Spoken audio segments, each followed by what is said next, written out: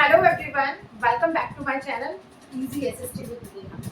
अगर अभी तक आपने मेरे चैनल को सब्सक्राइब नहीं किया है प्लीज़ कर लीजिए।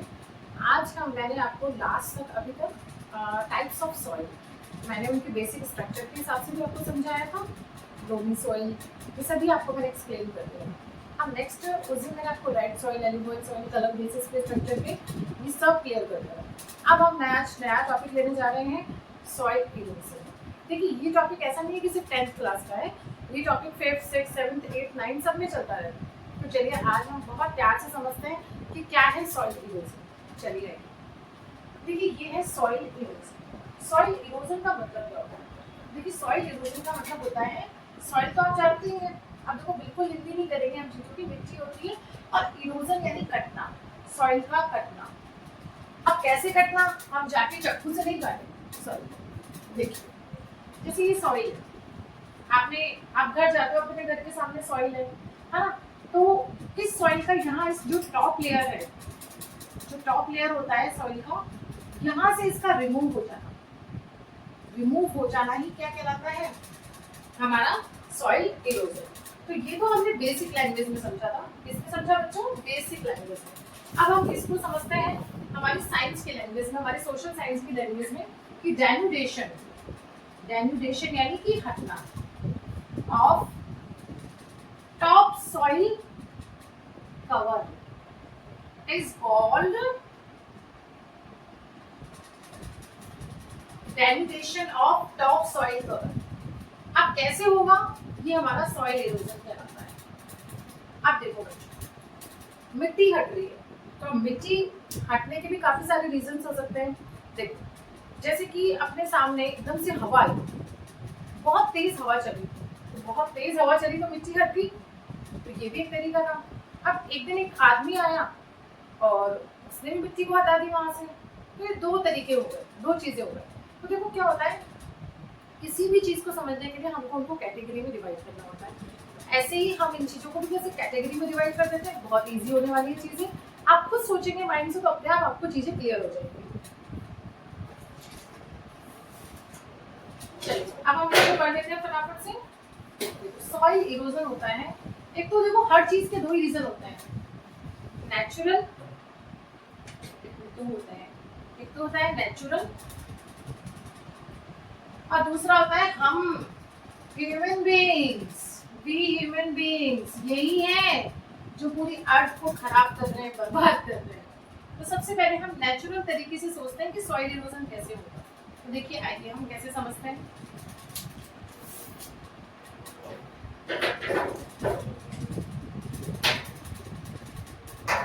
नेचुरल तरीका क्या क्या हो सकता है? देखो अचानक हवा चली, विंड, हम इसे विंड इरोजन कह देंगे, ठीक है। सेकंड हो गया वाटर, पानी आया, वहां पर बहुत ज्यादा हैवी रेनफॉल हो गई, हम आगे लिख सकते हैं हैवी रेनफॉल। ऐसे पॉइंट्स बनाकर फिर आपको अंदर डिस्क्राइब करना है। तो वाटर हो गया, हैवी रेनफॉल हो गई,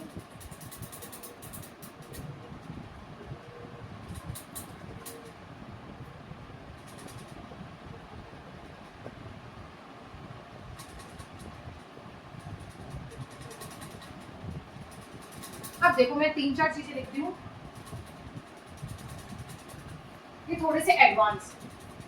देखिए ये तो सब आप पढ़ते आए हैं, सब क्लासेस में पढ़ते आए हैं और आपके टीचर्स भी आपको पढ़ा रहे होंगे। ये विंड है और ये वाटर है, ये दो तरह से तो आप 5th क्लास से पढ़ रहे हैं। अब जो नया पढ़ने वाले हैं वो मैं आपको सिखा रही हूँ। एक तो है ये वाटर फ्लो और दूसरा है पीएच लेवल ऑफ सॉइल। क्या ये आपने नहीं पढ़ा है? और नेक्स्ट है हमारा लास्ट, आ नहीं रहा होगा इसमें, एक और मैं इसमें जो ना इम्पोर्टेंट है हमारा, depend on soil structure.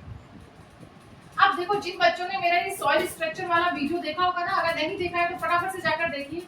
Depend on soil structure ये बहुत इंपॉर्टेंट है। अब कैसे? देखो नेचुरल तरीका मैंने आपको समझा दिया, हवा आई, ये मिट्टी है यहाँ पर, हवा से उड़ गई।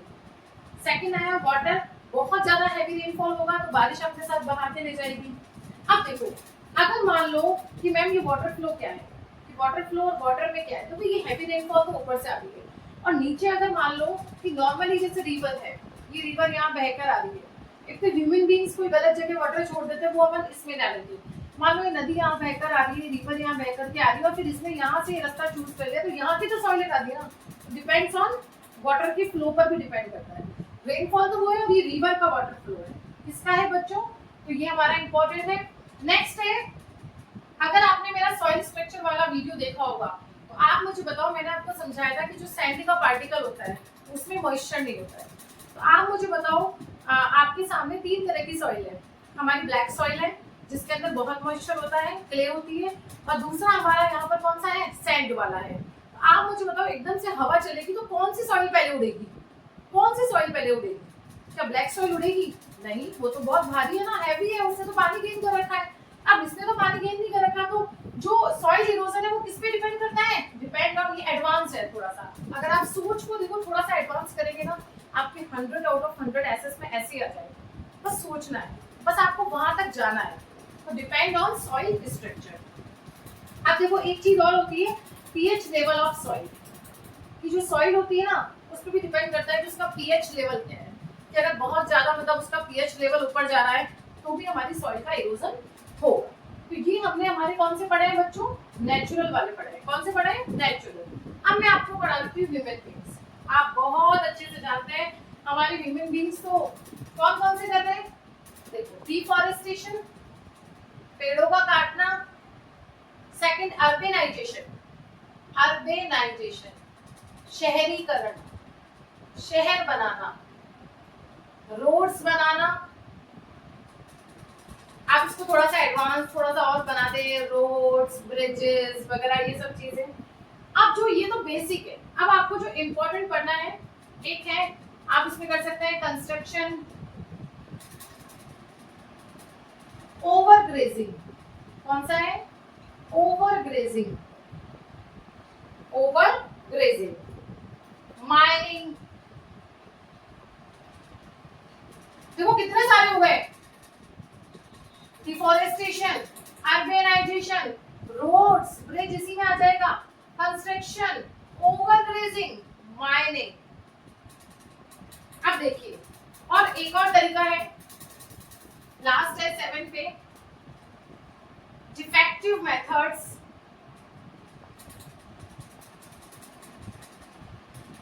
Of soil pattern. कि अगर आप गलत तरीके से सॉइल को बोते हैं, सो करते हैं, तो उससे भी क्या होता है? Soil erosion. देखिए, आप अगर 4 नंबर का मार्क्स आएगा और आपसे पूछा जाए सॉइल इरोजन, तो आप बताइए, कम से कम देखिए 5 पॉइंट्स तो यहाँ पर 7 12 पॉइंट्स हो गए हमारे पास। फिर इतने अच्छे से याद रह जाएंगे। देखिए, नेचुरल और ह्यूमन बीइंग्स, ये दो है, नेचुरल और ह्यूमन बीइंग्स। हवा कर रही है, पानी कर रहा है, वाटर का फ्लो, अगर रिवर का वाटर फ्लो है, ये पीएच लेवल ऑफ सॉइल, ये एडवांस है। जो स्मार्ट बच्चे होते हैं, जिनके 100 आउट ऑफ 100 आता है, उनको कुछ अलग लिखना होता है। Depend on soil structure.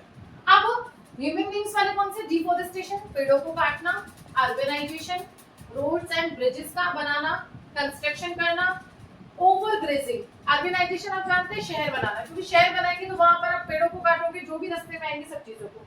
Over grazing, over grazing आप समझ रहे हैं बच्चों? ओवर मतलब अगर आपने किसी भी खेत में जानवरों को छोड़ दिया और वो जरूरत से ज्यादा उसके पेड़ों को और पूरी जमीन को इस तरह से उन्होंने बंजर टाइप में कर दिया है और वो खा गए हैं, तो that is called over grazing.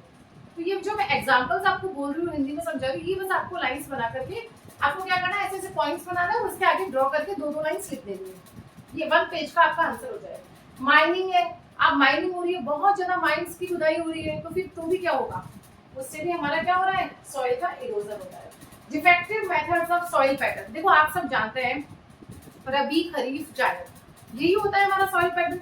लेकिन आपने रबी के मौसम में आप खरीफ कर रहे हो, खरीफ के मौसम में आप जायद कर रहे हो, तो उससे भी क्या होगा? सॉइल का इरोजन होगा। क्या होगा? सॉइल का इरोजन। तो देखो, अब ये तो है सॉइल इरोजन, और हमारा दूसरा कौन होता है बेटो? सॉइल का हमारा कंजर्वेशन। अब देखो, हमने मिट्टी का कटाव तो पढ़ लिया है, अब हमें पढ़ना है मिट्टी का बचाव। उसको हम क्या बोलेंगे? Soil conservation. तो जो जो पॉइंट है ना उल्टे हैं, बस उनको हम क्या कर देंगे? अपोजिट डायरेक्शन में कर देंगे। देखना, अभी आपको 2 मिनट में समझ में आ जाएगा। ये क्लियर है आपको बच्चों? चलिए, नेक्स्ट हम पढ़ते हैं सॉइल कंजर्वेशन।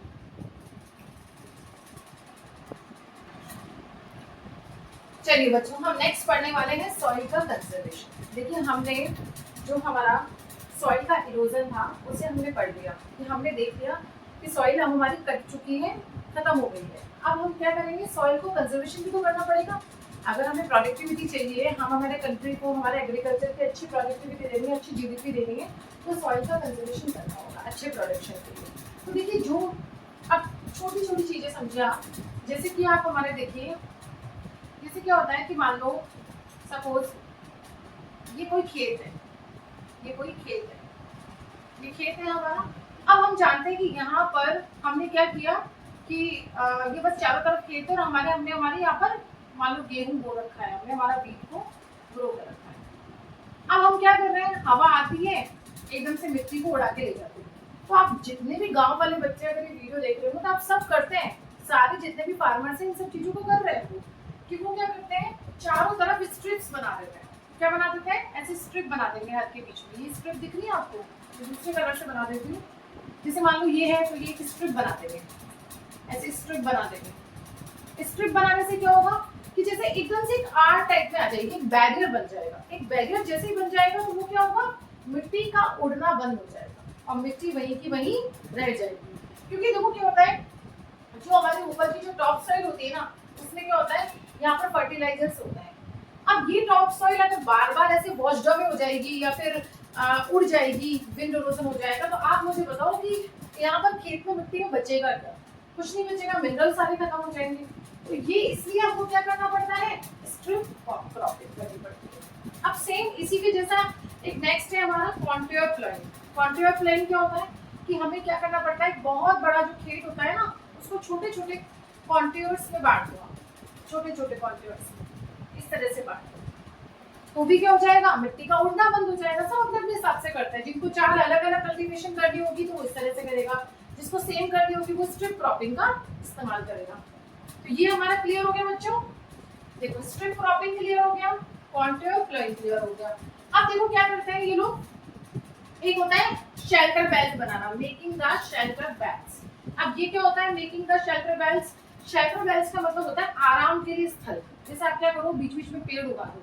मान लो मैं ये ब्लैक कलर से कर दूं, यहाँ पे आपने ट्रे उगा दिए, बड़े बड़े बीच बीच में ट्रे उगा दिए, तो वो एक शेल्टर बेल्ट भी हो जाता है इन छोटे छोटे पौधों के लिए, और आप भी बैठ सकते हो। उससे क्या होगा कि जो हमारा एकदम से जो टॉप सॉइल उड़ती है वो उड़ना बंद हो जाएगा। क्योंकि देखिए, जो पेड़ों की जड़ें होती है ना, वो मिट्टी को पकड़े रखती है। तो जितने ज्यादा वहाँ पर बड़े पेड़ होंगे तो वो भी क्या करेंगे, मिट्टी को पकड़ के रखेंगे। तो हमारा ये भी क्लियर हो गया point, making the shelter belt. तो हमने कौन कौन से पॉइंट्स पढ़ लिए, स्ट्रिप क्रॉपिंग ये वाला, सेकंड हमने पढ़ा कॉन्टूर प्लानिंग ये वाला, और फिर इस तरह से बीच बीच में पेड़ बनाना, मेकिंग द शेल्टर बेल्ट्स। ये 3 हमारे सॉइल कंजर्वेशन, इस तरह से हम सॉइल को रोक लेंगे। अब बात आती है टेरेस फार्मिंग। अब ये क्या होता है टेरेस फार्मिंग, मैं आपको समझा देती हूँ। ये जो हमारा सेकंड वाला है बच्चों, इसको आराम से पढ़े आप। टेरेस फार्मिंग में क्या होता है कि जैसे कि आप ये माउंटेन्स में जाते हैं, ये माउंटेन है, तो माउंटेन में फिर कैसे कल्टीवेशन करें, तो क्या होता है, कुछ एक हिस्सा मतलब आप उसको प्लेन, जैसे कि पहाड़ी एकदम से ऐसी एल्टीट्यूड की तो नहीं होती है, एकदम से डायरेक्ट एल्टीट्यूड की हो, बिल्कुल सीधी, थोड़ा सा ऐसे ऐसे ढलान होता है, यो यो यो यो इस तरह से ऐसे ऐसे ढलान होता है कोई भी माउंटेन में। तो इस हिस्से को आप बिल्कुल प्लेन कर लीजिए और टेरेस मतलब छत की तरह बना लीजिए। तो इसको हम बोलते हैं टेरेस फार्मिंग। क्या कहेंगे बच्चों, टेरेस फार्मिंग।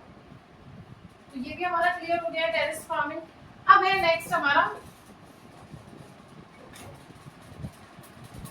नेक्स्ट है हमारा water flow in a proper direction. अब इसको अच्छे से समझ लेते हैं। देखिए, जैसे मान लो मेरा ये खेत है, ये मेरा खेत है, थोड़ा सा यहाँ पे ऊंचाई में है और ये मेरा खेत है ऐसे, और मैंने यहाँ से पानी को छोड़ा, यहाँ से मैंने पानी को छोड़ा और पानी को छोड़ा, तो पानी यहाँ पर ऊंचा है और यहाँ नीचे यहाँ भर गया पानी, यहाँ भर गया पानी, और फिर धीरे धीरे धीरे आ जा रहा है। तो अगर इस तरह से यहाँ पानी भर जाएगा, वाटर फ्लो ढंग से सीधी डायरेक्शन में नहीं होगा, हाई टू लो डायरेक्शन में नहीं होगा, तो यहाँ भी इस तरह से क्या हो जाएगा, सॉइल इरोजन हो जाता है।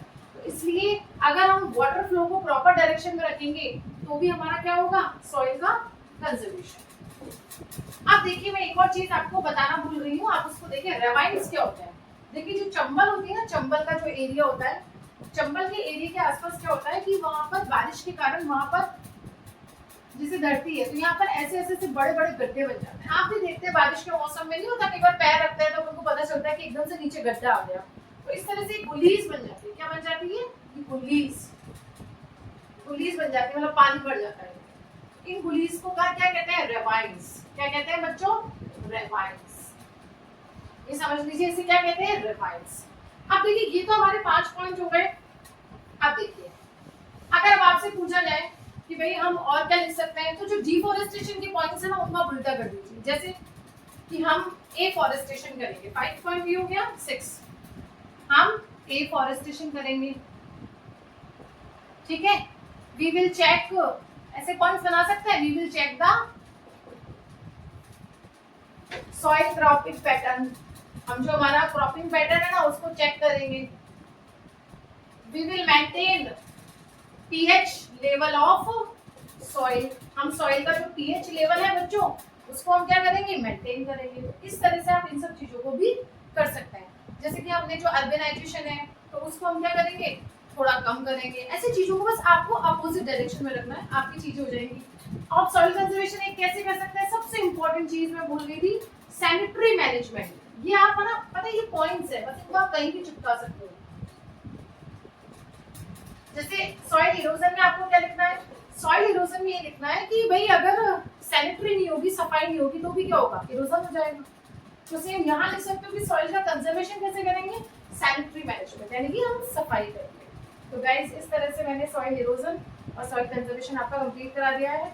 अगर आपको अच्छा लगता है तो प्लीज कमेंट करके बोले कि हाँ मुझे समझ में आ गया। Thank you.